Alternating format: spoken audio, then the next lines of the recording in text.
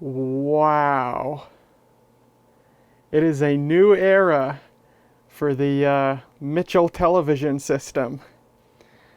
We were getting rid of a rack at work, and with the help of our summer students, one of whom drives a massive Lincoln Navigator SUV, we managed to get it delivered here. And I had no idea that I had so much stuff designed to mount in a 19-inch rack. But the thing we're talking about today is mounted right smack dab in the middle right there. This is a Leitch model CSD-5300 clock system driver, and it was made in 1991. And when you look at this thing for the first time, you might say it looks kind of like little more than a really fancy, expensive digital clock. And at face value, that's exactly what it is. You look at this blue expanse here, and right smack dab in the middle is the time of day. But it is much more than that. A device like this is meant to be a central source of accurate time, which can then be distributed to other devices that need that time. And a device like this is crucial in a broadcast environment, and it's not hard to see why. When you sit down at your television a few minutes before noon to watch The Price is Right, you expect that when the clock strikes high noon, The Price is Right's going to start. And if it starts a little late, you might notice and be a little annoyed. But if it starts early, you most certainly will notice and be a lot annoyed.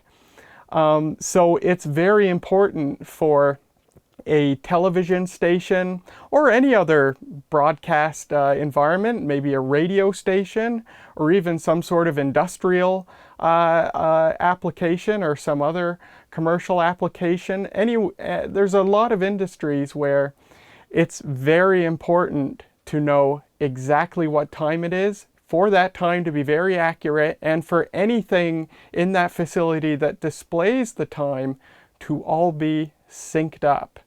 This unit does a lot of cool stuff that it needs to do in order to do its job, and we're going to look at that in today's video. Most importantly, it outputs time code, SMPTE time code, or if you live in a country that relies on EBU time code, it'll actually output EBU time code too. Time code is an audio signal. It's usually distributed as a line level audio signal. And it's the time and the date, and this thing actually outputs the date as well.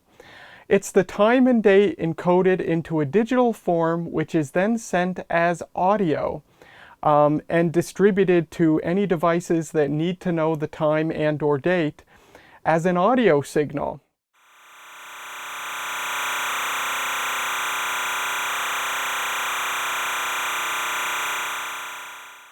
It's got some terminals on the back, and you literally just hook basically a 2-wire or 3-wire audio cable to it and connect the other end of that audio cable to whatever devices need to know the time. Those devices, up to like 20 clocks or 20 devices that have a similar load to timecode clocks, can be connected in parallel, and this thing will drive all of them. Or you can run that audio signal into an audio distribution amplifier to distribute it to even more devices simultaneously, or to distribute it a long distance if you have a really large facility. So this unit generates time code, outputs that time code, which can then be fed to devices that take that time code. Now, the unit itself, by design, is extremely accurate. Once the time is set, theoretically, it should remain very, very accurate. Now, I can tell you, of course, these are 35 years old now. We have one of these at the station. It drives 2 clocks that we have at the station, one in the studio and one in the control room. And I can tell you that our unit, it's fast by about a second or two per month. So obviously after a few decades, these have drifted out of calibration. And back in the day, if you suspected that the calibration was off, Leitch actually taught you in the manual how to calibrate it, but if you couldn't calibrate it or you didn't have the equipment to do so, you could send it back to Leitch and they would recalibrate it for you. But ours at the station has drifted a bit. This one I assume has drifted a bit, but when it was new, it would have been an extremely accurate source of time. But because the time can drift, and because other factors can happen, power outages or some other anomaly that can make it go out of sync with what the time actually is, this thing has an internal modem. It's a Bell 103 compatible 300 baud modem, and you can actually use the built-in modem in this thing to call another device that is known to be very accurate, and the unit will actually set itself automatically. It'll call another more central unit that's trusted to deliver the accurate time, and it will talk with that unit. That unit will tell it what the time is, and then it'll set itself.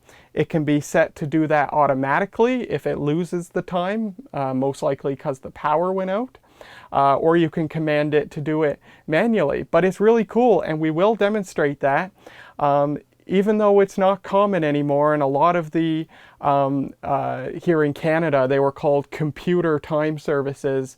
Although a lot of them have shut down, there's still one operating here in Canada by the National Research Council of Canada. This unit does set itself, and that's the time it's showing right now. I set it by calling the National Research Council of Canada with it, and it talks to it, and they scream back and forth at each other with their Bell 103 modems at 300 baud, and it sets itself. So it's pretty cool. And that's how these things were meant to be used. You had them connected to a telephone line. You had them configured maybe once a month or once a week or whatever to call whatever central, usually government time source you trusted. And the unit would just synchronize itself, so you never had to worry about the time drifting over time. Leitch Video was a Canadian manufacturer of broadcast equipment founded in 1971. Their first timekeeping product was the CSD-510 in 1978, and I can find nothing about it besides the little blurbs you see here. No photographs or anything. The CSD-5300 was introduced in 1985, and the story of its development and what it was in part developed for is kind of fascinating. I found this 1986 report by Leitch to the National Research Council of Canada, detailing how the CSD-5300 would be employed in what the NRC called the Telephone Time Dissemination Network. It reveals that for several years the NRC had aspirations for a system of master clocks whose time could be disseminated via the telephone network, either to humans or to computers, providing an alternative to the existing method of disseminating time, shortwave radio broadcasts, while overcoming the limitations of the same. When the NRC learned that Leitch was developing the CSD-5300, they were interested and provided, quote, encouragement and suggestions, unquote, to Leitch.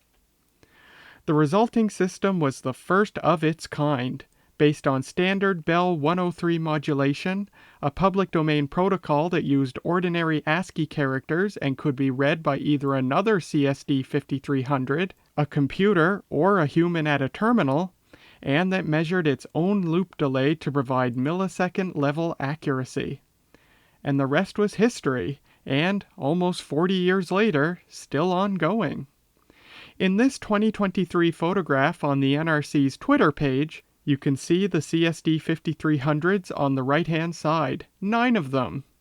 It turns out that there were actually goals for a hierarchical nationwide network of CSD-5300s to provide time at local numbers.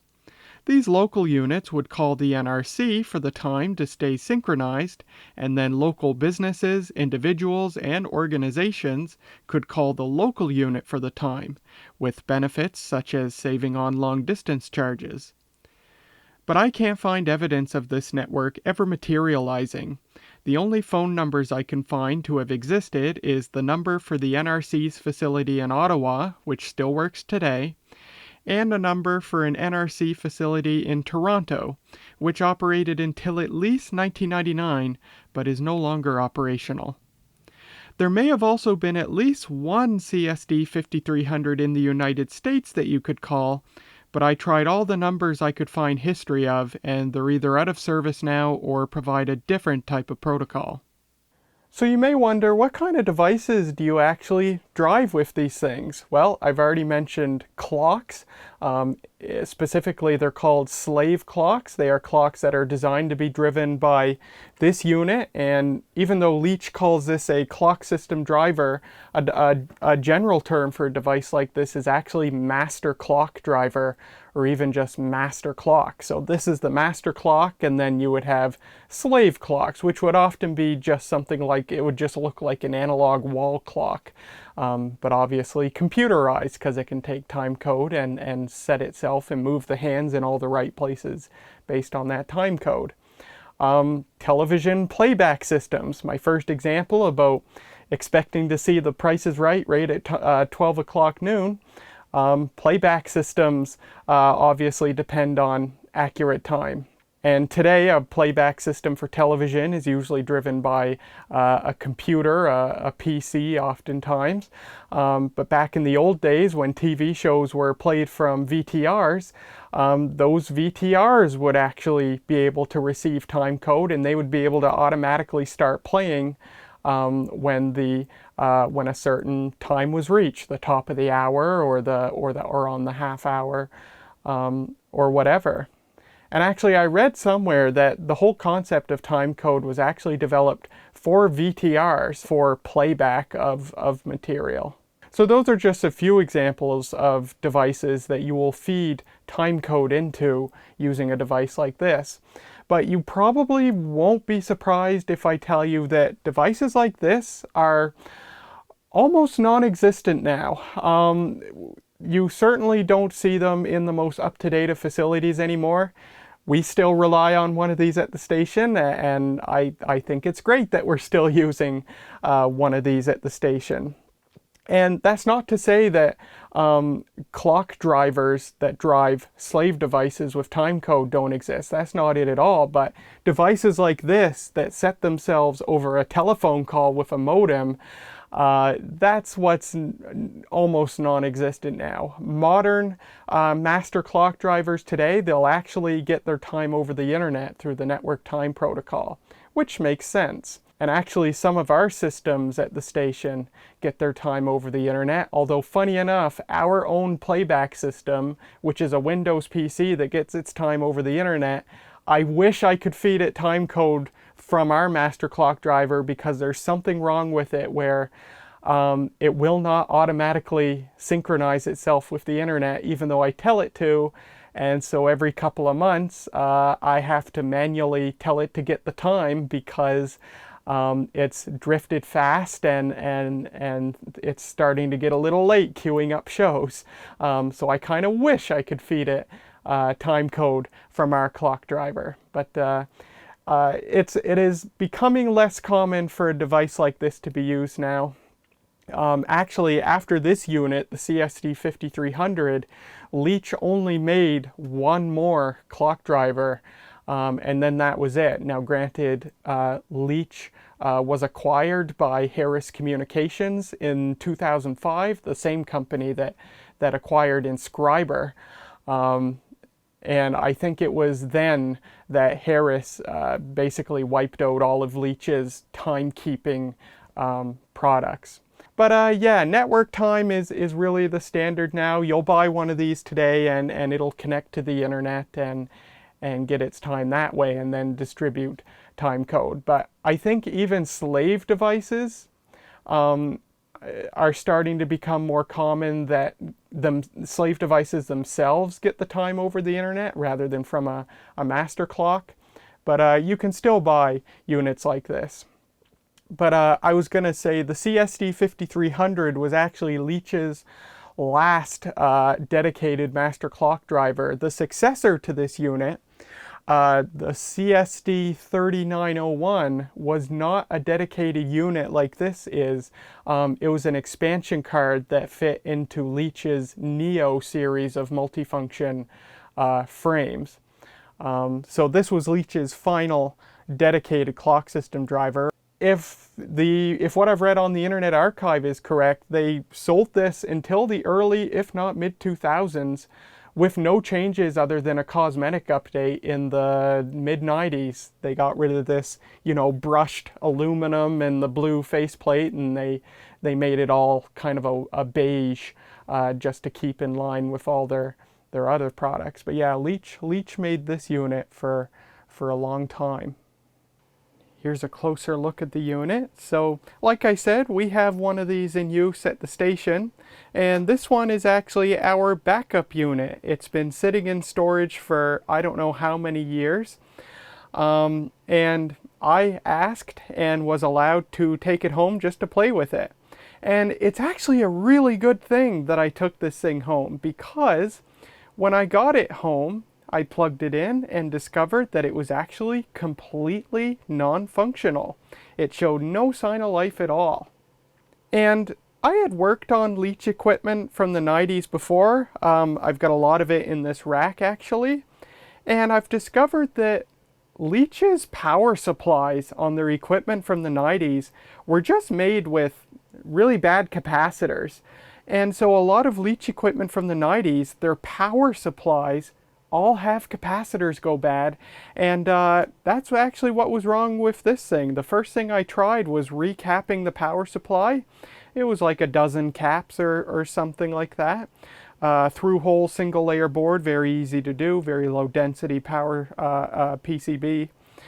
And this thing came right to life after I did that. So I'm a little nervous because I know our one at the station it was actually made right around the same time this was. I believe both of these came from the same original owner.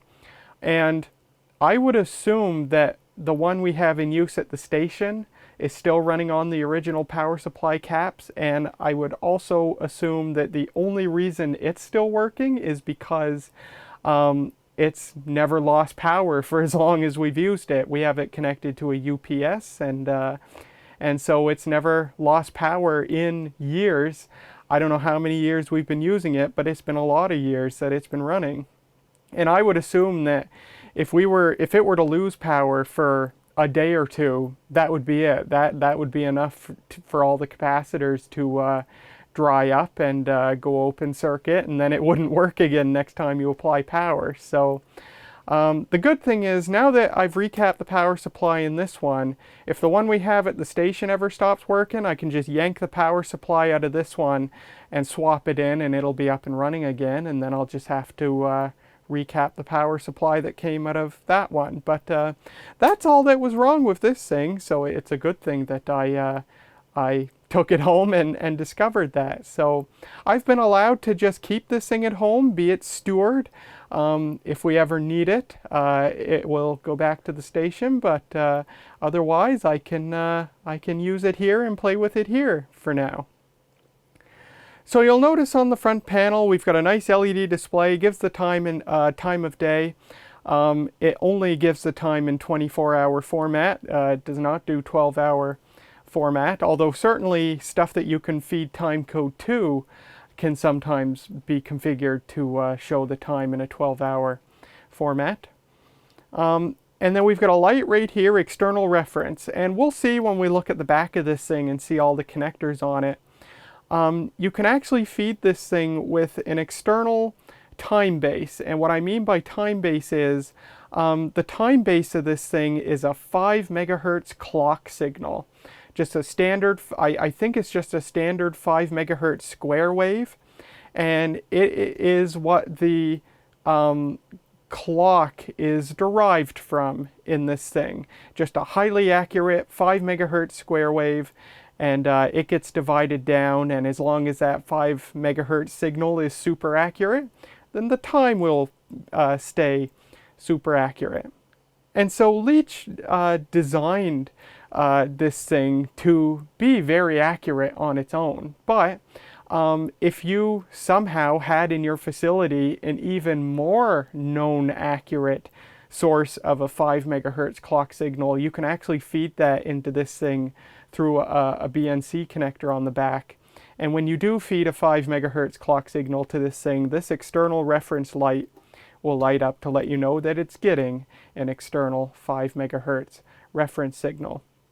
The other light on the front here is impulse clock correction mode. So in addition to normal clocks and other devices that can take a time code, this thing's also capable of driving impulse clocks, and impulse clocks are very weird. They are clocks that don't take time code, and as a matter of fact, impulse clocks don't have any electronics at all. They don't even have a clock movement. They are a mechanical clock, but there's no actual traditional clock movement. How they work is there's just an hour hand and a minute hand. There's no second hand. And the only thing that drives them is a solenoid. And when you run 24 volts DC into this solenoid, it advances the minute hand by 1 minute. Impulse clocks, I think, are very old. Like, they go back way before time code clocks. And I think impulse clocks were like the earliest method of being able to have several clocks in a facility that were all synchronized back to a central source. So the only thing with impulse clocks is because there's no smarts in them whatsoever, this thing, if it's driving impulse clocks, it doesn't know what those impulse clocks are actually showing. So there's a little bit of manual work involved to get impulse clocks set up. You need to have all the impulse clocks all set to the same hour and minute to begin with. And then you actually have to manually tell this thing what hour and minute all the impulse clocks are currently showing. And then once you tell it that, it can properly set all the impulse clocks to what the time actually is. And while it's doing that, which it does by sending rapid pulses to make all the clocks go around quickly until they're showing the correct time, this light lights up to let you know that the unit is currently doing that. So, that's all there is on the front panel here, but actually on the other side of this front panel is where all the controls are. So let's take a look at that. What we do is we turn out these turn screws, and the front panel comes out just like that. And we have a bunch of controls here. You can also see the guts of the unit, and we'll look at this more closely in a bit later. I'll actually take all these boards out and show you what they look like. So you can configure most of the stuff from the front panel here and from these little dip switches right here.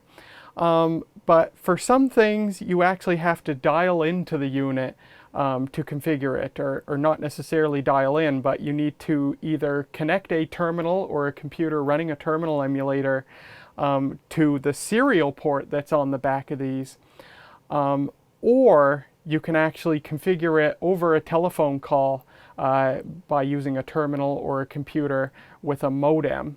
So some of the settings for this thing you do have to configure them over a terminal, but most stuff and all the basic stuff you can configure right here from the front panel. It gives you some instructions on how to do that. Gives you a little legend of what the dip switches do. You have another 7-segment display. Normally it's not used, but settings, stuff related to settings will pop up here.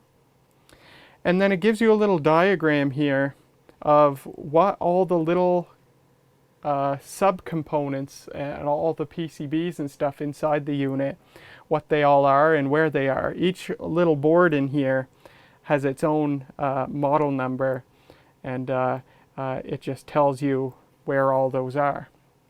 So, our unit that we have at the station, we actually don't have it connected to the telephone line. I actually set it manually.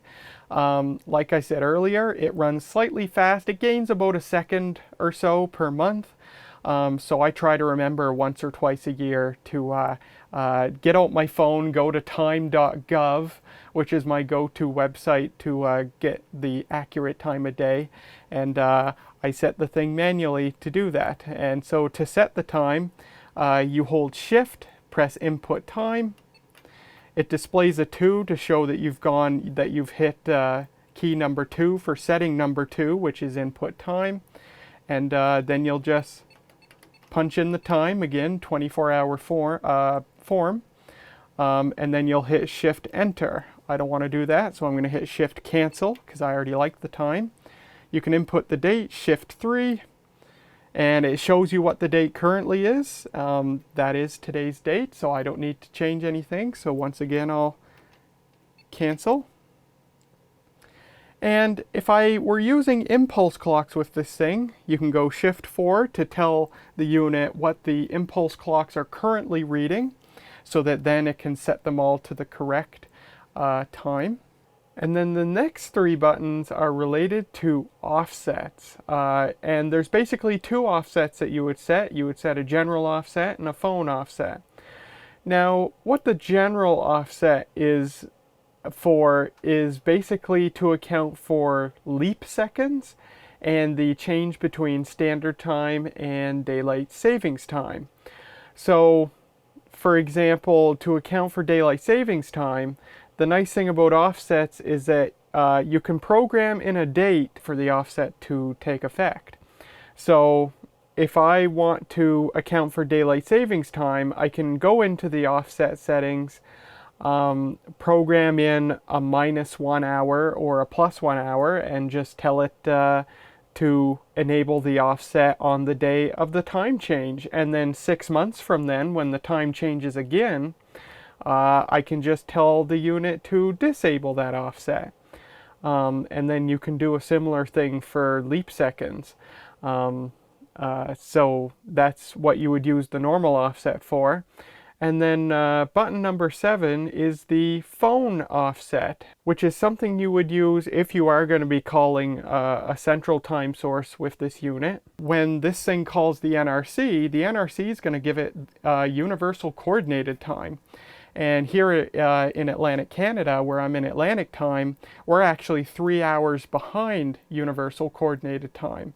So I've actually gone into input phone offset, and I'll hit enter, and you can see I've programmed 3 hours, and then let me do that again. You can see the first thing it shows is this minus light lights up, so I've programmed in minus 3 hours. So whenever this thing makes a phone call to synchronize itself, it will show the right time once the phone call is over.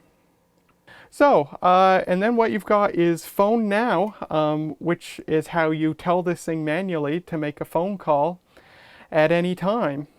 So in a bit, we'll actually tell this thing to make a telephone call, and you'll get to hear this thing call the National Research Council of Canada, talk to its clock system, and synchronize itself.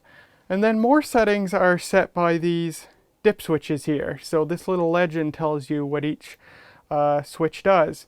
The first switch is whether or not you're actually going to use an offset. I don't, so it's down. You've got a switch to enable or disable the keyboard beep. I'm not sure if you can hear. It emits a cute little beep when you press buttons. If you do something it doesn't like, it emits a louder beep. Your third switch is Phone System Mode Access. So when you configure this thing using a terminal or a microcomputer running a terminal emulator, whether you're over the serial port or connected to it using a modem over a telephone call, there's 2 modes to configure this thing. User mode is the mode that it automatically goes into when you connect to it, and that's the mode that you'll use just to get the time and date if you want to. Now if you want to change other settings, you'll actually go into system mode, and we'll see that when we indeed connect to this thing with a computer later.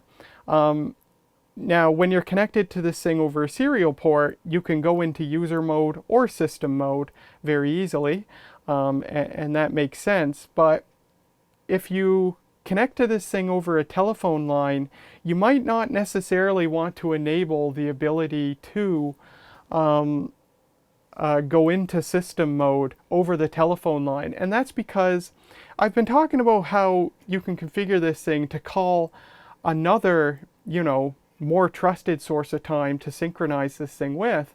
But other people and other devices may call this thing in order to get the time and date. So for example, if you're a TV station and you have one of these things in your main broadcast center, you might call the National Research Council of Canada using the one of these in your broadcast center to synchronize it.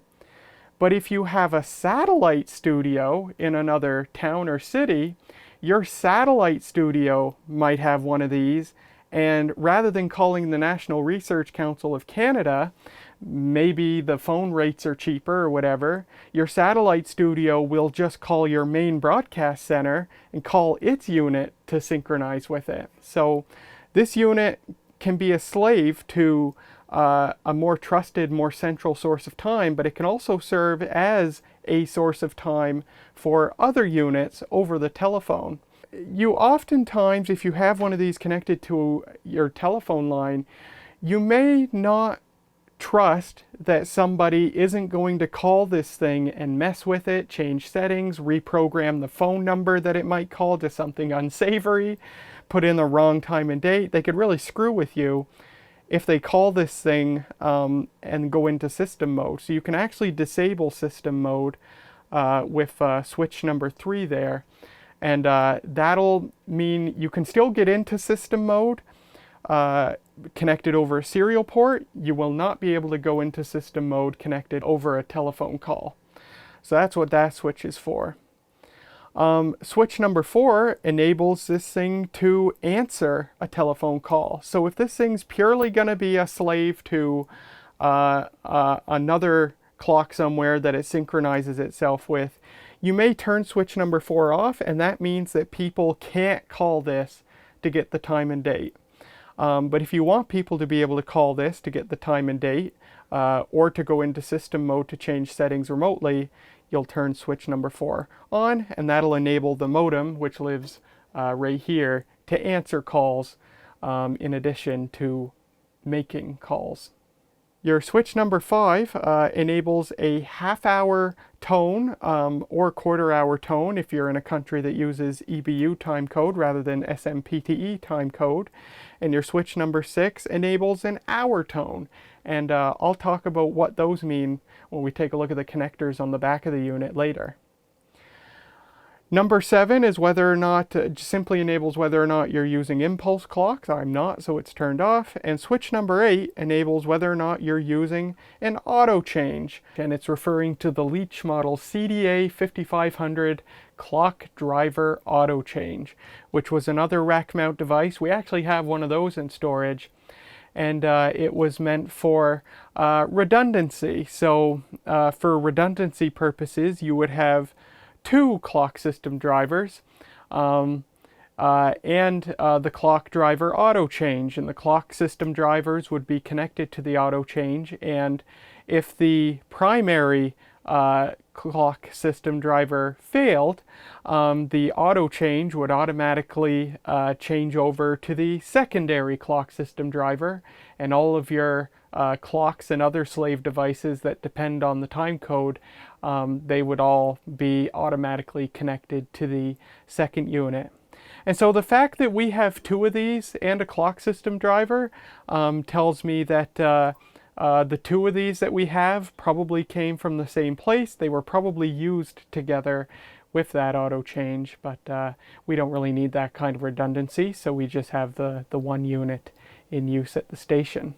So we're about to take a look at the circuitry inside this thing, but before we do, I just want to point out these 2 stickers that are sitting here. Now the one on the left, that is the serial number of the unit, and the 91 does mean 1991. And the fact that the serial number after that's just 4 digits tells you how few of these were probably made. each year. And, you know, it makes sense because how many facilities exist in North America or the world that need a product like this? Not a terrible amount. So it's no surprise that Leitch might have only built a few thousand of these per year. It also explains why none of them show up on eBay. But then the sticker on the right, ooh, that gives us a little clue as to the original owner of this thing. It was none other than our public broadcaster. The CBC actually didn't have a television station in New Brunswick until 1994. So I asked my station manager, and both of these clock drivers and the auto change, they actually came from a CBC radio station. But a pretty cool history. And through the heavy mess of cabling back here, welcome to Rack Life. There is the back of the unit. There's a lot going on back here. Starting at the far left, we have a power switch. Now, normally this is not something you would be turning on and off. You want it to be running all the time. But it's primarily there because it's also a circuit breaker. If the current being drawn from the wall exceeds 1 amp, that circuit breaker will trip as a safety measure, which is very nice. You have an IEC power cable next to it. And then we have terminals to actually add a backup battery. So you can add a 24-volt battery to this thing. And in the event of a power outage, that battery will keep the entire unit running. The unit does not charge the battery. So the battery you're going to hook up to this will either be a primary battery, maybe made up of like 4 lantern batteries in series or something. Or it'll be a secondary battery with an external charger, although I do not know, and I will not test, if it's actually safe to hook up a rechargeable battery with an external charger, or would there be some grounding issue where some bad electrical stuff could happen. I don't know. But I have tested I actually hooked up my bench power supply to this connector, and that's how I found out this unit worked, because recall when I first plugged this thing in, it was completely dead to the world. And because I suspected that the power supply was not working because of bad capacitors, I decided to try the battery terminals, and it fired right up and worked. So that's how I found out that the unit itself was functional and just needed new capacitors in the power supply. So we have a few BNC connectors here. The one on the left that says 5 megahertz out, that is a time-based output that you can use to provide a clock reference to other devices that can take a 5 megahertz clock reference. Leitch figured that this unit may be your most accurate source for a 5 megahertz clock. So if you have any other broadcast equipment, I don't know what that would be, but if you have any other equipment that takes a 5 megahertz reference, you might just want to draw it from here, just so everything's running on the same 5 megahertz reference. And then likewise, you do have a 5 megahertz reference input. So if you, it would be unlikely, but if somehow you have a piece of broadcast equipment that you know to be highly accurate and very tightly calibrated to provide a very accurate 5 megahertz clock source, you can feed that into this unit, and then it will be able to keep time even more accurately, supposedly, versus using its own 5 megahertz clock. We have a couple of D-sub connectors. The one on the left is a standard RS-232 serial port. That is where you'll connect a terminal or a computer running a terminal emulator to configure the unit, and we'll look at that later. Below that is a output for marker beeps. So it is a line level balanced audio output, 600 ohm impedance, and if what the unit will do is it can actually output beeps on the hour and on the half hour. Or if you're in a country that uses the EBU time code standard instead of the SMPTE time code standard, you can actually, it'll actually do beeps at the quarter hour too. But for here in North America, this thing will beep on the hour and on the half hour for you. And it's a line level, or basically line level. It's certainly a loud audio signal that comes out through here. And here is what that sounds like.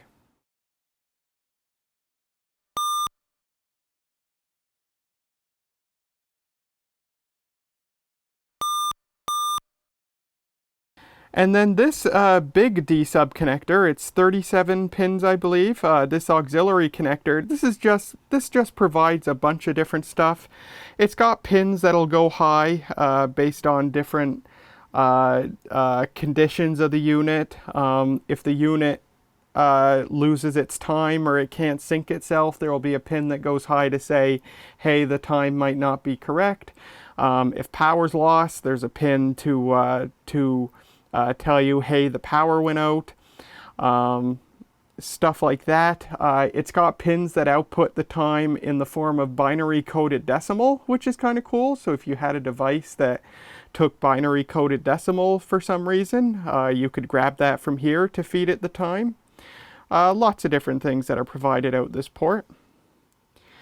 And then there's two more balanced audio outputs, and they actually output the time code. And the lower one is 600 ohm line level out, and the upper one is a low Z output. I'm not exactly sure what low Z outputs are for. I only know them in the context of like musical instruments. But the lower one, the 600 ohm impedance output, that's what you'll usually be using to feed your clocks and anything else that can take time code. And you'll notice that I've only got 2 of the 3 wires connected up to this here because Leitch's own clocks actually don't use the shield of the cable, even though this thing has a terminal for the shield, which I can only assume is just connected to the earth ground. The clocks, the actual slave clocks, only use negative and positive, interestingly enough. And then right here is an impulse drive connector. So this is where you would wire up impulse clocks. And then finally, I'm excited when we demonstrate this. We have, of course, the telephone jack for the internal modem that's in this thing. And that's something that we will be demonstrating in this video. And that you yourselves from home will be able to play with when you're done watching this video. I'll explain those details later. All right, well, I've pulled power to the unit, and let's take a look at the circuitry inside here. So starting all the way on the right is the 5300 PS power supply. Now I forget if there's a screw you have to remove, or does it just... Oh, no, I was wrong. It does just slot right out. Ooh, this thing's warm. No wonder the capacitors go bad in these. That is hot. That is almost too hot to touch. That's like where all the power consumption goes. Holy cow.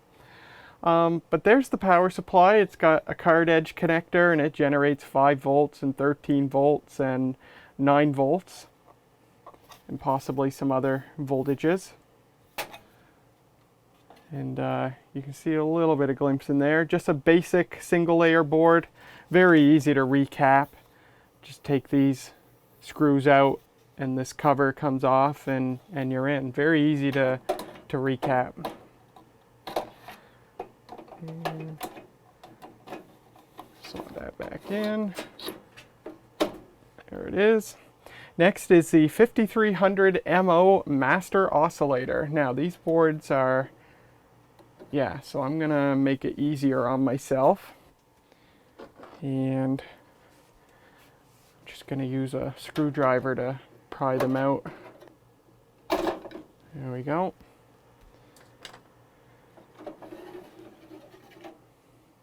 And there's that. Now, the piece de resistance for this whole thing and its and the high accuracy it would have had when it was new, is that the 5 megahertz oscillator right here, encased in this metal box, the reason it's in this metal box is that the metal box is a temperature controlled oven.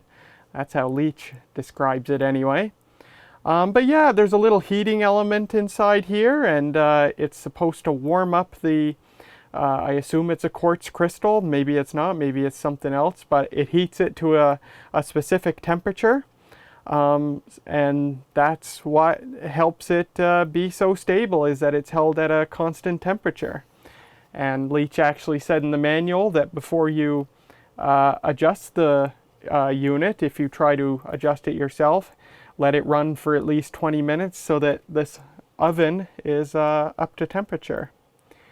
And you can see the ICs on there. We've got some 7400 series logic, date codes of 1990, 1991.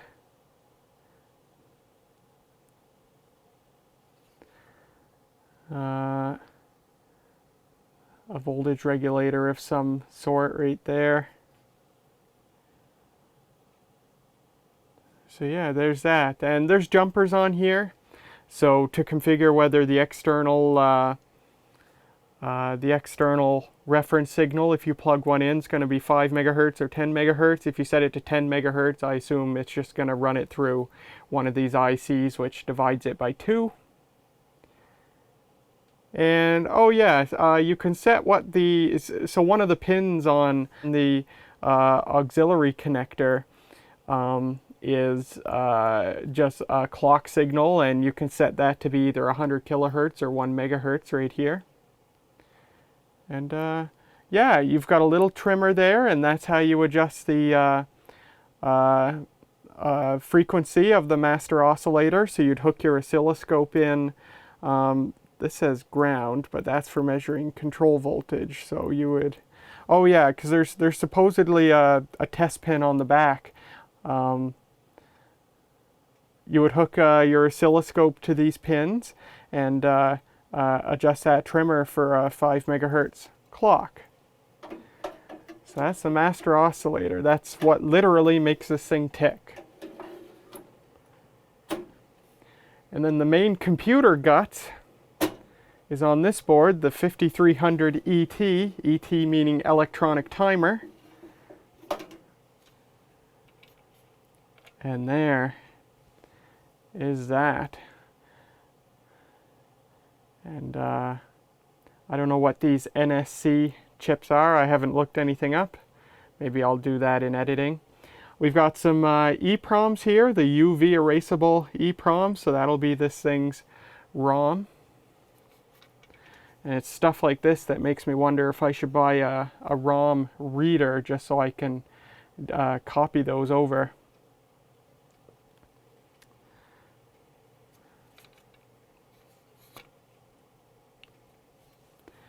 And we've got more 7400 series logic. There's a little buzzer that it beeps through.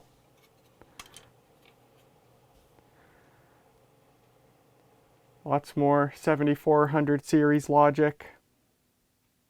And of course it's got this big multi-pin connector. That actually looks like the same connector that Macintosh LCPDS cards use. So slot that guy back in. And get my little pry bar here.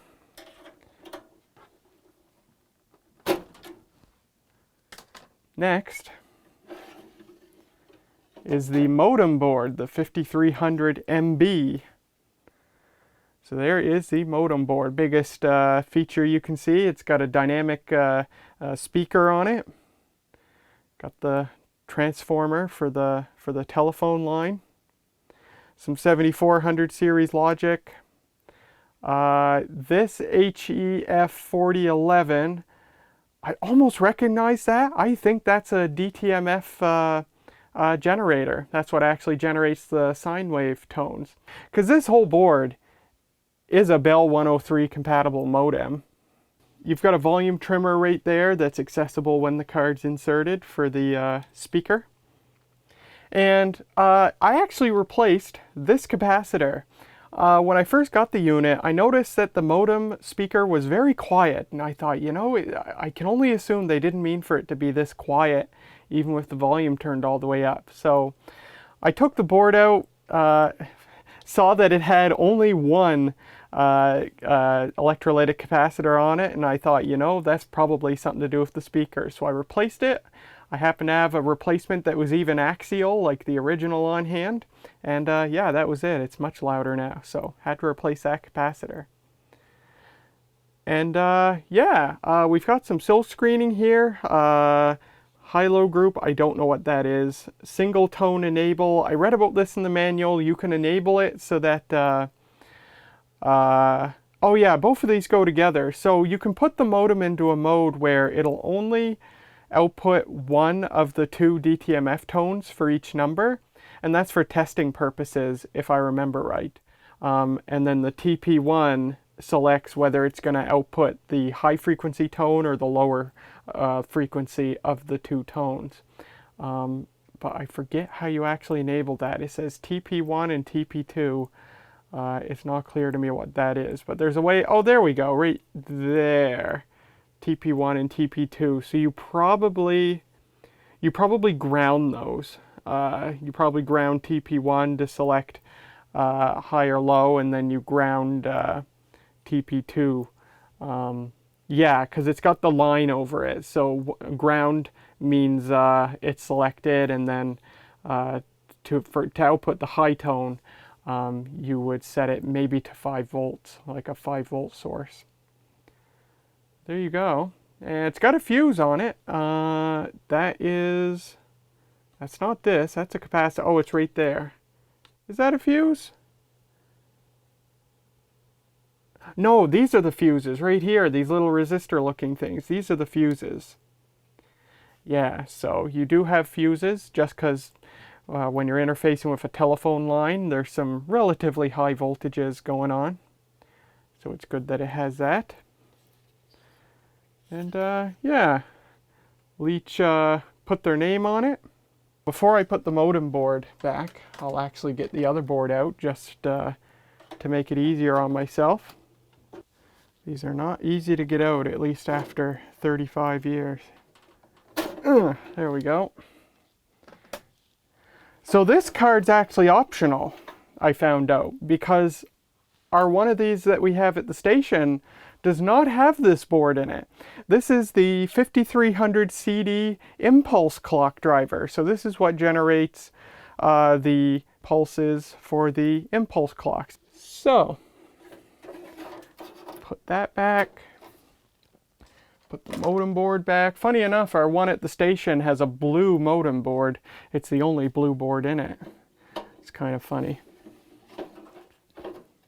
And then there's one more thing to show you. It's not in this little diagram on the front panel. And when I read about it in the manual, I was like, where could this be? And what it is I told you about the 24 volt battery that you can hook up to this thing to power the unit in the event of a power outage. But in addition to that, this thing also has an internal battery, user replaceable, and what that does is it just keeps the oscillator running and the timekeeping circuitry running in the event of a power outage. So the modem won't work, the display doesn't work, none of the front panel or user interface of it works, but it'll keep time, and it'll still hopefully show the correct time when the power comes back on. And it's actually right here at the far left. This is the internal battery pack. And what you do is turn this little screw out and then lift that up, and it takes 3 9-volt batteries. And with these 3 9-volt batteries, the unit will keep time for 8 hours without AC power or 24-volt DC power. That's pretty neat.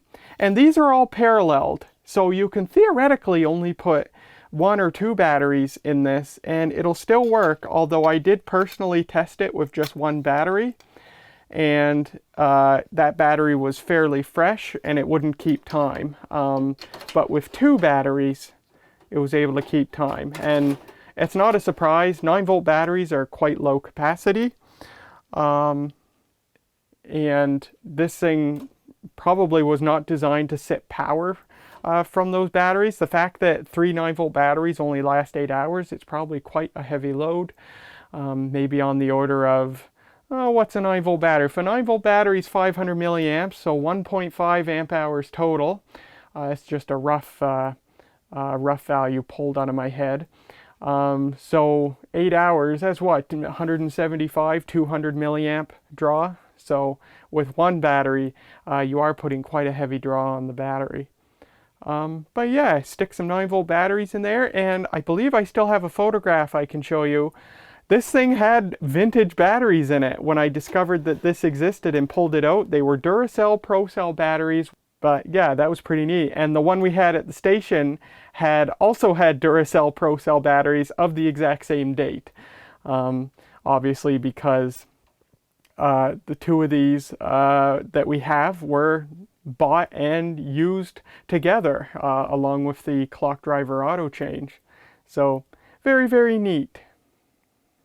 Alright, I've got the unit plugged back in. You can see it's flashing zeros here. It doesn't know the time anymore because I didn't take advantage of that internal battery pack that you can use to keep the time. So, finally, for the first time in this video, a part that a lot of you might have been waiting for, we are going to dial this thing. We are going to use its built-in Bell 103 compatible modem to call the National Research Council of Canada, which runs a computer time service for units just like this to dial in and set themselves from. You can actually dial it from any terminal or computer that you have a modem capable of Bell 103 communication. You can use those to dial into the system, and it'll actually give you human readable time right on the terminal screen. So the number is this that you can call to use this service. And what we do here is, on the inside of the front panel, you can see it's flashing zeros on the inside display too. We are going to hit Shift, Phone Now, because I've already got the number plugged into this. And then we're going to hit Shift Enter.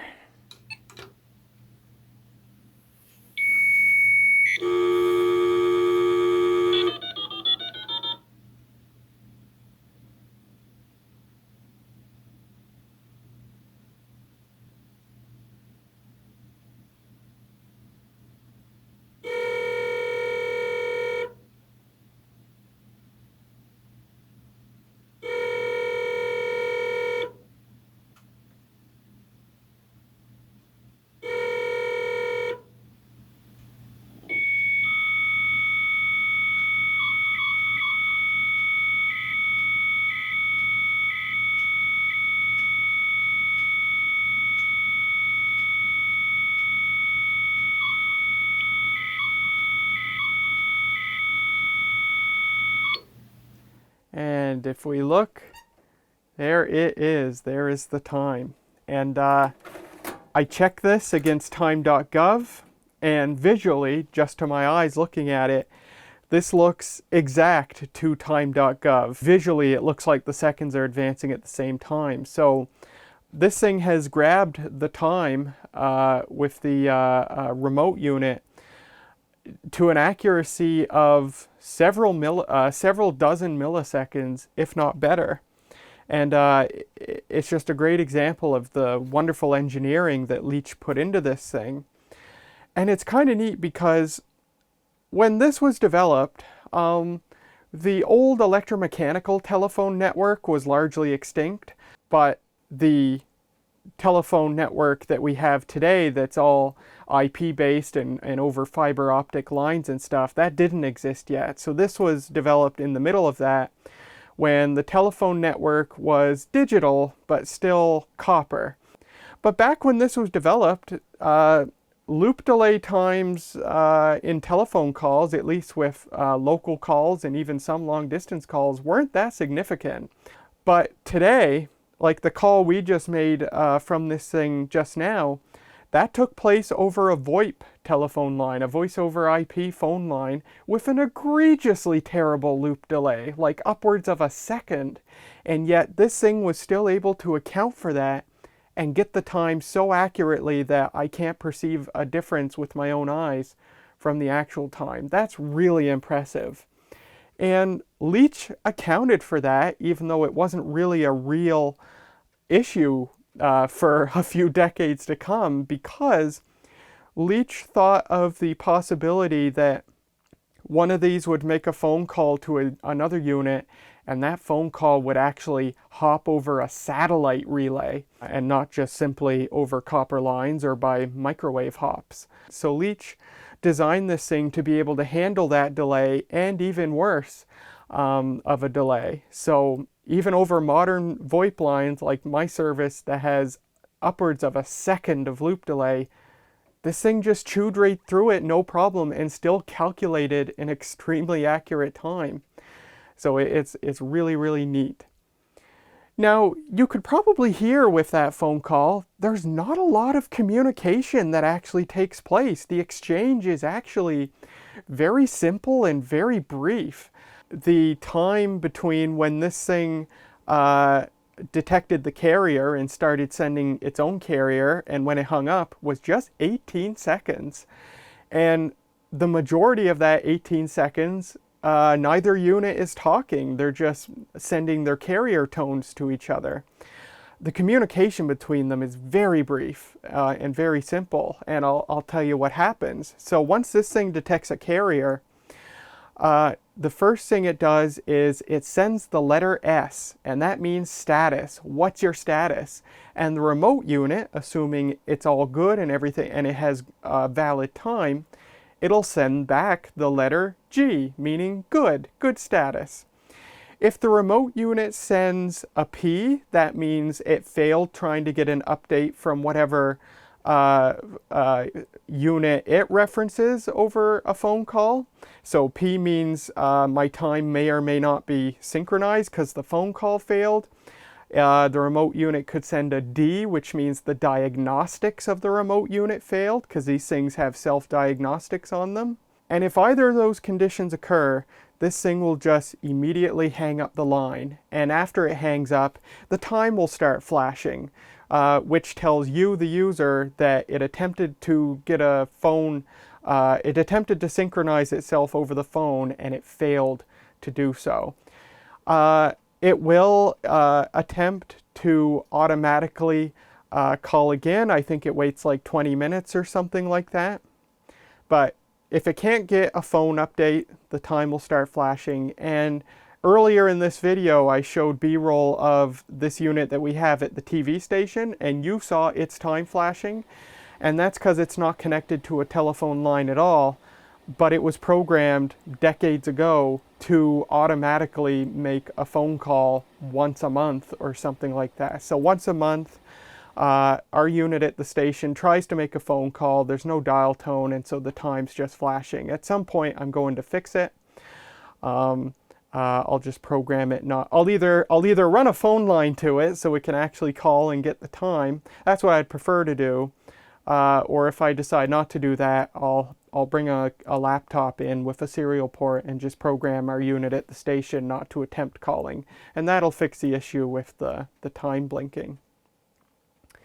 So going back to the communication, yeah, so the first thing it does is it sends the letter S, what's your status? The remote unit hopefully replies G, good status. And then this sends the letter L, which means I'm going to test the loop delay now. I want you to repeat the character I send next. So it sends the letter L, and I don't know if what happens next is randomly programmed or if they all do it, but the next thing this unit does is it sends a colon. So it wants the remote unit to repeat back a colon. So it sends the letter L, it sends a carriage return, and then it sends a colon, and then the remote unit replies with a colon back. And the time it takes for that reply to come back tells this unit what the loop delay is. Once it's calculated that, this unit sends the letter T, meaning please give me the time. And the remote unit will reply with the time 3 times. It just sends 6 characters, hour, minutes, seconds, 6 characters and then a carriage return, 6 characters and then a carriage return, 6 characters and then a carriage return. And if you listen back, you can hear those 3 bursts of data. That's the remote unit sending the time, the time, the time, with a carriage return after each time. And of course, each time will have the second advanced. So, and that's what it does. Now, I have found, presumably it's been programmed to do so just for sanity checking. This thing will actually request the time again. It'll send a T again, and the remote unit sends time, carriage return, time, carriage return, time, carriage return.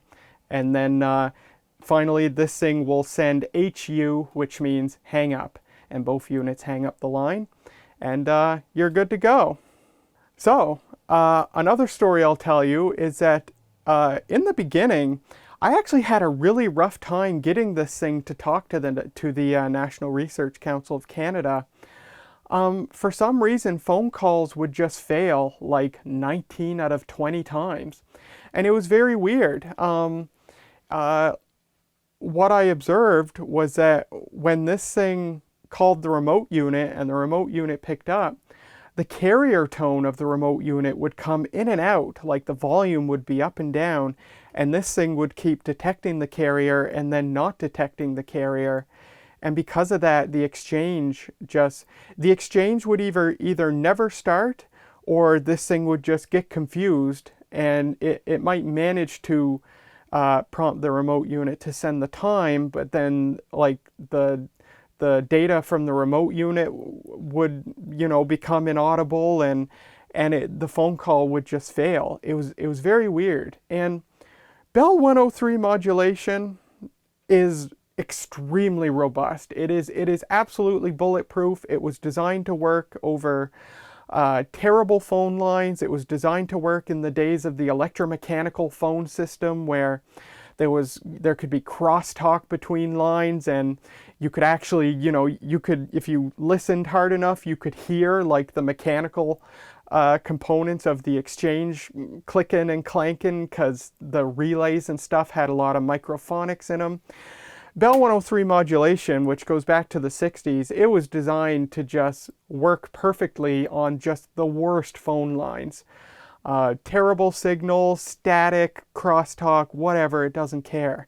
But I had a terrible time getting this thing to talk to the NRC. And I thought it might be the NRC's phone line. So I de-racked this thing and brought it to the TV station, plugged the TV station's phone line into it, because we have an old-fashioned copper phone line still. And I called the NRC from the TV station, and it went perfectly. So I then knew that it wasn't the NRC's line that was the issue, it was my voice over IP phone line that was the issue. And I just assumed that the VoIP service itself that I have was just the problem, like something in the signal path was just, it was hearing like the remote carrier tone, and it was just confusing it. And it was applying maybe weird EQ. I'm experienced enough with my VoIP phone service that I know all the settings to set in the ATA to disable echo cancellation, jitter buffer, and all that stuff to optimize performance for modems. But I just could not get this thing to talk to the NRC reliably over my VoIP phone line. And so I just accepted that my VoIP service was doing something weird, and I was just going to have to live with not being able to make a successful phone call from this thing. And then just recently, I went on eBay. I thought, wouldn't it be funny if it's actually my VoIP ATA? I've got a Grandstream, I think it's called an HT812 VoIP ATA, analog telephone adapter. So I went on eBay and I bought a Linksys SPA-2102, which is a very old, almost 20-year-old VoIP ATA, but it's still really popular today. They're well known for being good VoIP ATAs. And I registered that with my VoIP service, and it works perfectly. I couldn't believe it. So like the phone call you just heard this thing make, that was made from my new Linksys ATA and not my Grandstream ATA. So it was actually my ATA that was the problem. So I guess if you have VoIP, a VoIP phone line and you use modems, don't discount your ATA as being the source of a communication problem. So yeah, now I'm able to make reliable telephone calls from this thing. And there's actually a real reason that I bought a second VoIP ATA. The fact that it lets this thing call the NRC reliably now was just a lovely surprise. But the real reason I bought another VoIP ATA is going to involve you guys being able to call this thing. And we'll talk about that later in the video. I'm just going to keep teasing it for now. So now that you've seen this thing call the NRC, get the time, how about I show you how to dial into this thing from a terminal or a computer running a terminal emulator with a modem, and I'll show you how you can configure this thing through the terminal interface. And normally what you would do is just connect to the serial port on the back of this thing. You use a DCE to DTE serial cable. That's the same type of serial cable that you would use to connect a computer or a terminal to a modem. Set it up for 300 baud, 8 data bits, no parity, 1 stop bit, and you're in. But we're going to do it a bit more fun. We're actually going to call this thing over a telephone call. I've got a computer with a modem hooked up to it, and we'll actually call this thing using a modem. It works all the same. So let me get my computer set up, and we'll dial into this thing. All right, I am at a vintage PC running Bananacom, which is my terminal emulator of choice on a vintage PC running DOS.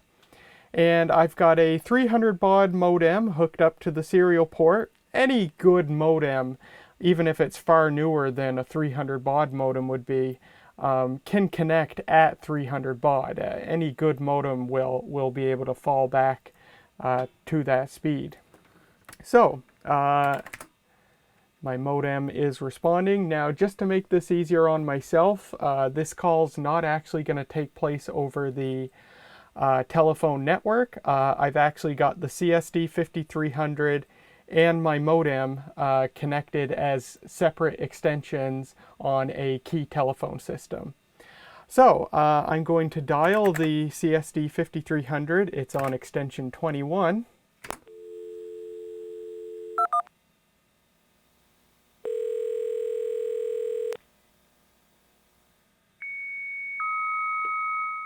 And we're in.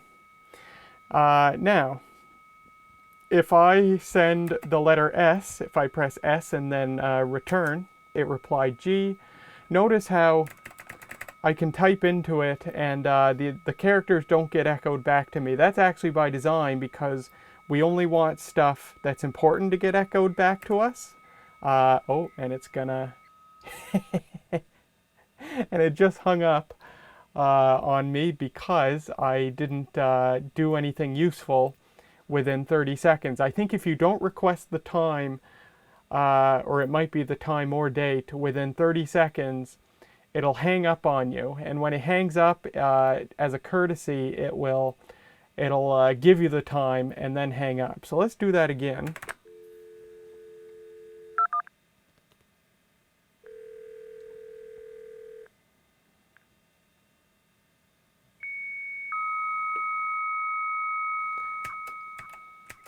So there we go. I asked for a status, it said G.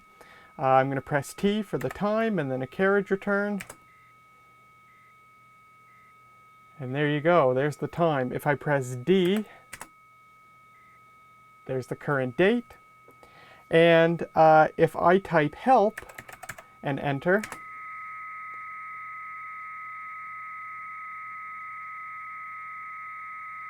there it prints a little help menu. Now, when you connect to a CSD-5300, regardless of if it's through the serial port or a phone call, there are two modes that you can be in.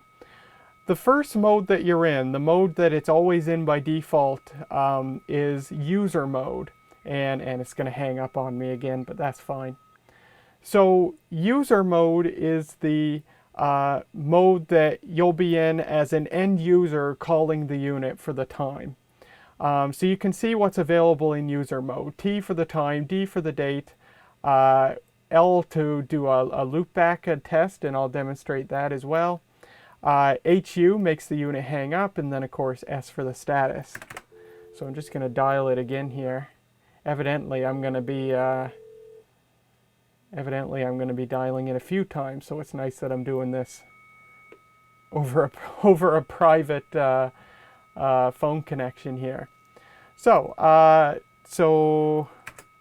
get a status again. So to do a loopback, if I press L and then return, any character I press, it'll immediately echo it back to me. There, I just pressed F, it immediately echoed back an F. If I press L again, enter, and then another key, there it immediately echoes it back to me. So that's user mode. You just use it to get the time and the date, the status, do a loopback test. And when one CSD-5300 calls another CSD-5300, the entire communication will just take place in user mode. Now, if you're an administrator who's connected to the unit and you need to actually change settings, you will go into system mode. And as a safeguard, you can only get into system mode by typing in a username and a password. And the username is Leitch, and then return.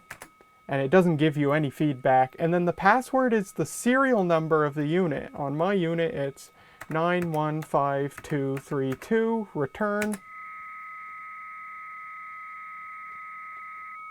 And we're in system mode. Do we want line feeds? Yes, we do. And there we go, we're at a prompt. Now I can type help again and return. And it'll show us everything that we can do in system mode. Now recall that dip switch on the front of the unit where you can enable or disable the ability to go into system mode over a telephone call. When you're connected to the serial port, system mode's always available. You just have to put in that username and password.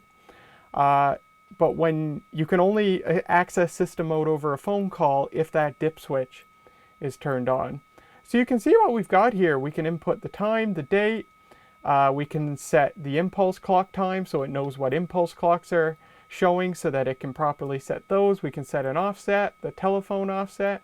So for example, if I hit M7 and now it's echoing characters back to me because it's a little more important when you're configuring stuff, and then return, it should show me. Oh, it's not going to show me. Oh yes, it will show me. Yes. Oh yeah, so the M there where it just says M, it's showing me that I have a minus offset, and I had the ability to change that to plus by entering a P if I wanted to. And then our hours, 3 hours, and then the 000 is our milliseconds. So there we go. So if I wanted to do that again, if I wanted to change it to a plus 3 hours, I could just hit P, enter. And if I do that again, now it's a P, but I want minus. There we go. Now I forget, oops. Yeah, so 300 baud is slower than what most good typists can type at. And if you type too quickly, you'll get some garbled characters. And when the unit doesn't understand what you typed, it'll literally say, what? Which is kind of funny.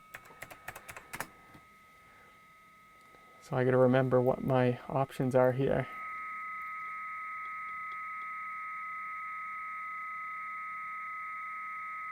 So your auxiliary offset. Phone number is one that I've used a few times. That's where you can program in what number it's going to call to access a reference unit to set the time. So if I hit phone number,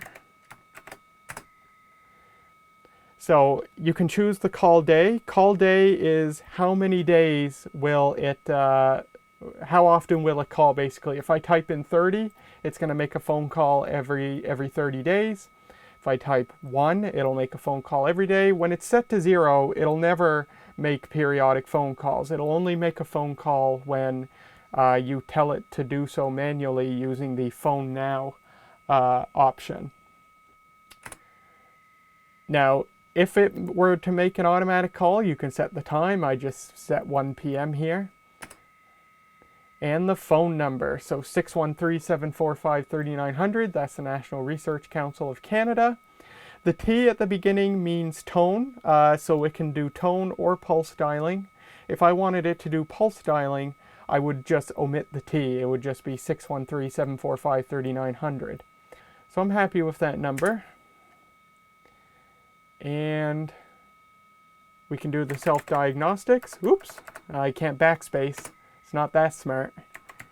Run the self-test. And it passed everything. Phew! I'm just going to back up here. So we can type quit to go back to user mode. For some reason in user mode, HU hangs up. But in system mode, you have to fully type hang up. I guess user mode keeps things as abbreviated as possible just because user mode is usually going to be a CSD-5300 calling another CSD-5300. And then LF, you can change your line feed setting if you don't like what it did. Also tells you P means a plus for your offsets, M means minus, or C means cancel. If you, for example, if I typed M2 to enter a new time and I did that by accident, I can just press C and I'm back at the system menu. So if I type quit, nope, it says bye, and we're back at the user menu, I believe. Yep. And I'm going to type HU, and it immediately hangs up. So that is how you configure this thing over a phone call from a terminal or a computer connected to a modem. It works just the same if you're connected over a serial port, except to get into system mode over a phone call, that system mode access dip switch has to be up. So there you go. Let's take a quick look at a type of slave device that you might connect to a CSD-5300. This is probably the most common type. It's a wall clock. This one was made by Leitch as well. And this one's got a manufacture date of 1995. And if you look down here, it says made in Canada. And I forgot to mention, but the CSD-5300 was also made in Canada. I think Leitch made most, if not all, of their stuff in Canada, which is pretty cool. So obviously on the front, it just looks like a standard wall clock. But on the back, you can see it's no ordinary clock. Here's where you connect your time code. I've already got it connected. It's got an IEC power connector. I don't actually have power turned on yet. And this clock is the model ADC5112. And what's neat about this clock is it can actually serve as a master clock as well. There is a jumper inside. You have to take the thing apart to get to it. But by default, it's been configured to slave mode, so it gets its time from a clock driver. But if you didn't have a clock driver, you can change that jumper inside here to make this thing its own clock driver. And then you just set it manually. And then it'll output time code through the connector, which you can feed to other clocks. So with a clock like this, you don't even need something like a CSD-5300, although obviously there's no way to set the time from a reference time source. You just have to program it manually.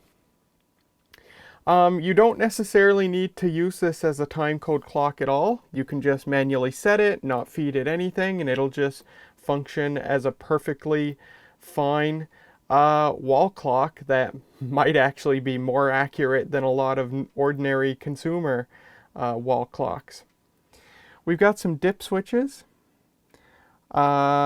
You can choose whether the incoming time code is, or outgoing time code, I guess, if it's in master mode, is SMPTE or EBU. And you can choose what secondary reference to use if time code's not available. This thing has its own internal reference generator that it can derive the time from if you want, or you can use the 60 Hertz line frequency as the clock source, which is pretty cool. You can choose whether or not you're using an offset. You can force it to run on the secondary reference if you want. And there's actually two modes for the seconds hand, which is kind of cool. You can step the seconds hand, so it just looks like an ordinary clock with an old-fashioned clock movement. Or you can sweep the seconds, where the second hand just moves continuously. Kind of neat. Now, this clock just happened to be the first one I grabbed off the shelf in the storage room. And if you look at the back here, someone put a sticker on this. We obviously got this from some other broadcaster that was getting rid of this. And someone wrote on here, works CSA 2015-10-11. So I don't know what CSA means, but apparently someone tested this in 2015 and found it to be working. Now, in my mind, it's kind of like the old adage in a used car ad, ran when parked, right? This thing actually is not working properly. It does work. It does do the time thing perfectly fine. However, when you feed it time code, it sets itself to the completely wrong time. I'm guessing that how this works is there's a rotary encoder inside here, or maybe 3 rotary encoders, one for each hand, so that it knows what time it's showing. And there's 2 different ways these clocks set the hands to set themselves to the correct time. This one has the more primitive type of movement where there's just one motor, and so in order to set the time, it literally just has to spin the seconds hand around and around really fast for minutes, if not like half an hour, until it gets to the right time. But it'll do that, and then it'll just land on the complete wrong time. So I'm guessing there's maybe some rotary encoders in here that tell it what the hands are currently showing, and that rotary encoder is dirty, and it thinks it's showing the right time when it's not. So this thing isn't working fine. If you manually set it, it's great, but if you feed it time code, it's just going to show you the completely wrong time, like hours off.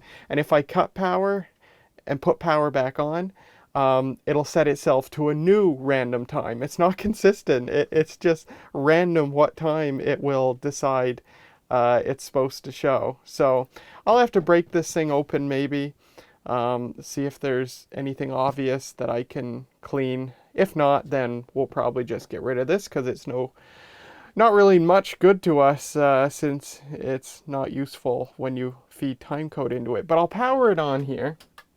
Power is now on. And the red light's on. Normally the red light will be off. If the red light comes on one of these, it means that it's not getting time code, or it's being fed an invalid time code.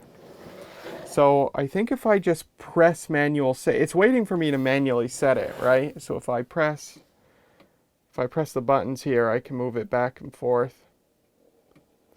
And if I press manual set, I think now it'll start. Oh, let's try that again. There we go. So it's going to set itself. And it'll do this for an extended period of time because it has to move all the way around. Like it's, actually it's almost showing the right time. It's 1:15. right now, so it wouldn't have to move very much. You know what? I'm kind of curious. Let's just let it sit here and see if it actually lands on the right time. So it's currently 1:18 and about 30 seconds, so it should stop very shortly here. And it's gonna blow right past it. Lord knows what hour and minute it'll decide it should show. So yeah, this guy is not working properly, but it gives me the opportunity to show you the other type of clock. Or not really another type, it looks exactly the same, but it's a bit of a higher end type, and it works a little differently. Plus, this clock actually works properly. Here it is. Looks exactly the same, right? But if we go around the back, it's a little bit different. So this clock is a model DAC 5012. So it's funny, ADC means analog digital clock, but then Leitch decided with this model that it should be DAC, digital analog clock, okay? Still made in Canada. This one's a bit older, made in 1992, but it is a bit of a fancier model, or at least fancier in some ways. This does not have a master mode, or if it does, it's not indicated here. We can see who originally owned this one again. And you know, I was kind of surprised. I was kind of surprised when I pulled this clock off the shelf, because first thing I saw was this. I worked on this thing in 2020 apparently. June 30th, 2020. So that was like a mere 2 weeks after meeting the people who would later become my boss and my best friend. That's pretty cool. And it reminded me that 4 years ago, I actually taped a YouTube video where I took a look at a bunch of these clocks, because we didn't know if they were all in unknown condition. We had received them, we never deployed them, we didn't know if any of them worked or not. And so I had like 4 or 5 of these clocks, and I made a video testing all of them. And that video never got published. I never even edited it. And it's just as well, because I didn't know anything back then about time code, or that I needed a clock driver to properly test the time code functions. I just didn't know anything about this stuff like I do now. But yeah, this was one of those clocks that I originally worked on back in the day, and it says Flow refurbished. I don't know in what world that could mean, because I don't remember doing anything special to those clocks besides prying them open and making sure everything looked okay, and then plugging them in and seeing them run. I don't know, maybe I actually like lubricated the mechanism in this. I don't know, man. 2020 was one of the worst years of my life. God knows what I might have been thinking when I wrote that. But I tested this clock beforehand, and this one does work properly. So we'll take a look at the dip switches, a little more simplified. Oh yeah, this clock, unlike the first one I showed, you can use this one as an impulse clock if you want. So you run your impulse drive through here, and it'll run as an impulse clock. It's too bad the first clock I showed doesn't have that capability. It could potentially save the usability of the clock. You could wire it up to a CSD and just have it on impulse mode rather than using it as a timecode clock. But that clock doesn't have that capability. This one does. So you can use it as an impulse clock if you want. And it basically just emulates an impulse clock. It's obviously, you still get to feed AC power to it and stuff. SMPTE or EBU timecode. You once again have the choice of an internal reference or line frequency as a secondary reference. Use your offset. You can force it to run on the secondary. So we'll turn this around. And this clock's actually supposed to be backlit. That's why the back of it here, you can see it's gotten all these like stress cracks or something over the decades. There's actually an electroluminescent, or I think it's like a cold cathode fluorescent light that goes all the way around the outside that's supposed to light this thing up. We have several of these clocks that have this capability. They all have a non-working light, including this one, so I can't show you that. But we'll turn power on here and watch this guy. See the secret sauce of this thing. Look at that. It's got individual control of all three hands, and that's it. That's the exact time. So yeah, this clock's got a fancier movement, individual motors for the three hands, so it's able to set itself very quickly because it doesn't have to wind the seconds hand round and round and round. But yeah, there you go. So this is one type of clock that you can run with a CSD. And there are lots of types of clocks, and Leitch wasn't the only manufacturer. Timecode is standardized, so there's lots of manufacturers of slave clocks. One company is actually called Master Clock, which is kind of funny. We have a couple of Master clocks. Actually, I should have brought one in, but that's okay. But it's a big digital clock with a big red LED display. You saw earlier in the video, we have another LED digital clock in our studio. So there's lots of different types. Leitch made clocks like this that were smaller and you could rack mount them. We have one of those in the storage room actually. But yeah, there you go. That's what a timecode clock is, and here's how it's supposed to work. But there's so many other types of slave devices that you can connect to. In a future video, we're going to take a look at these two Leitch multifunction frames, which have a variety of interesting expansion cards inside them. One of these cards takes a timecode input and puts a clock on the screen. And with that, we're done. That's all there is to know about the Leitch CSD-5300 clock system driver.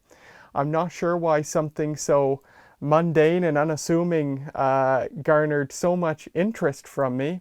Maybe it's the fact that it was in part developed by the Canadian government. Maybe it's the fact that the Canadian government had this dream of a nationwide network of CSD-5300s that anybody could call with either their CSD-5300s or a computer with a modem and get the time and date. Maybe it's just the intersection between timekeeping, broadcast video, and telephony, all of which are things that I love. I don't know, but it managed to do it and make this a very long video as a result. So with all that said, now comes the part that I'm excited about and that maybe some of you are interested in. We talked a lot in this video about this thing's telephony functionality, the ability to call it with another CSD-5300 to set its time, or to call it with a computer with a modem to get the time and date that way. And of course, the aforementioned nationwide network of CSD-5300s that, as far as I can gather from my research, never materialized. So, we talked earlier about how I bought that second VoIP adapter, the Linksys VoIP adapter, that ended up working fine, allowing this thing to call the NRC when my Grandstream VoIP adapter wouldn't do it for some reason. So the real reason I bought this second VoIP adapter is because I have purchased another phone line from my VoIP provider. I want to kind of, at least in spirit, revive the National Research Council's original goals of a nationwide network, at least in my own tiny little way. I am publicly advertising this CSD-5300 as being available for anyone to call. I have purchased a phone line and two phone numbers, an American number and a Canadian number from my VoIP provider that are both direct lines to this unit. And so if you have a CSD, or if you just want to call it from your computer and play with it that way, or if you just want to call it on a normal phone and listen to it that way for whatever reason, This is now available for you to call. It is, as far as I know, the only Leitch CSD-5300 in the world, besides the units that you can call at the National Research Council of Canada.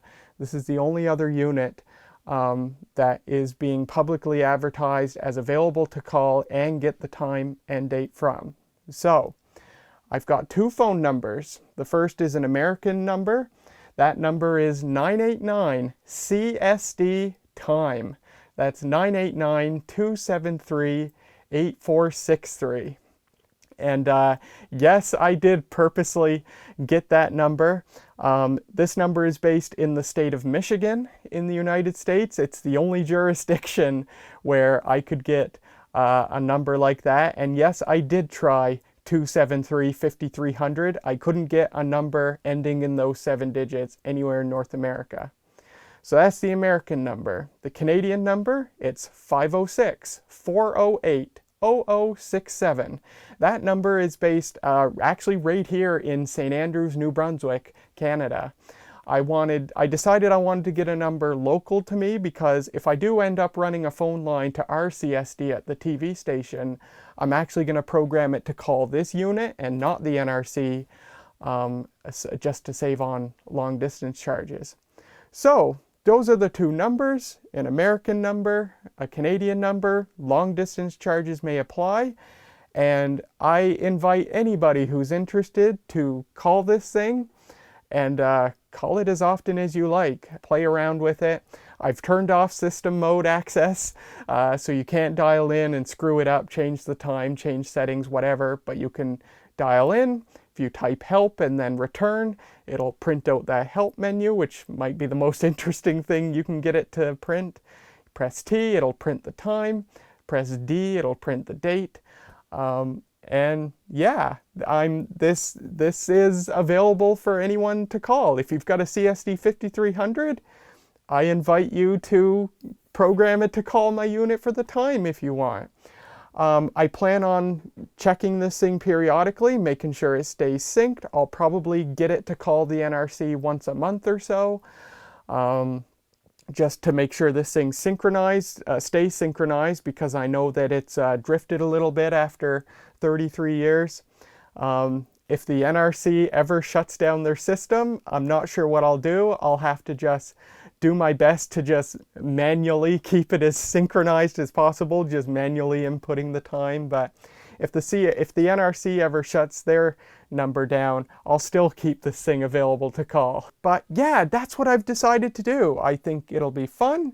It doesn't cost me a whole lot to do. And maybe nobody will call this thing at all. But the fact that I'm making it available to call as possibly the only other CSD 5300 in the world that you can call for the time and date, I think that's pretty cool, and so I'm glad to offer this as a service. It will deliver the time to you in Atlantic time, because that's what I have programmed here.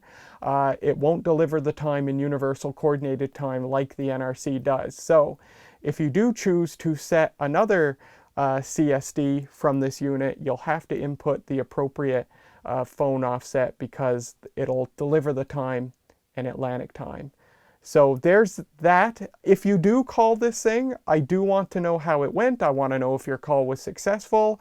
If your call didn't go through for some reason, I want you to know that. If you called with a modem and there were difficulties communicating over the modem, like I initially had calling the NRC, I want to know that as well. I would love to know if anybody tries calling this, what they called it with, and how it went. And yeah, call whenever you like, as much as you like. You can't bother me. I've got the speaker turned all the way down. If someone calls in the middle of the night, you know, I'm not going to hear anything. So yeah, go hog wild on that. And I'm kind of interested to have this thing available to call now. So with all that, that's it. Thank you so much for watching. I do hope you enjoyed. I know this video is going to be extremely long, but there's just something about this that just grabbed my interest really strongly. This video took about 2 months to film from the beginning to the end. And it took many, many hours of research and digging through documents that I never would have known existed had I not dug down quite as deeply as I did. But it's all been really cool, and this is the first ever YouTube video about one of these things. So I'm really happy to have been able to do it, and I hope you enjoyed watching. So thank you for watching. Thank you to my Mastodon people who follow me on Mastodon. They have been inundated for months with photos and videos and text threads about this thing as I learned about stuff and then conveyed it to them. So I'm sure their eyeballs have gone crossed just seeing all the crap that I've posted about this thing. So I thank them for their interest and patience as well. I also thank everybody who supports me via Patreon. The 2 phone numbers that I bought for this thing, they'll cost me about $1 a month. And so their support helps pay for things like my phone lines and also for stuff like the capacitors I bought to refurbish this thing with. So their support is greatly appreciated. So that's it. Thanks so much, and I will see you in the next video. Okay.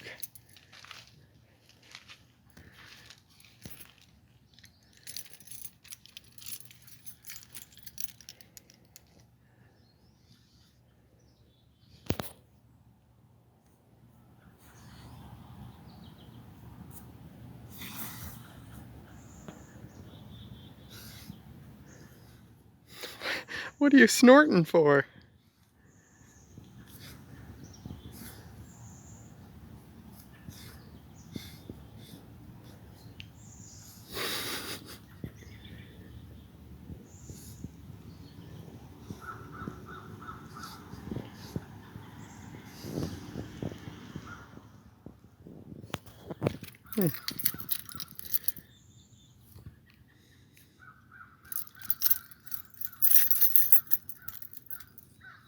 Hmm.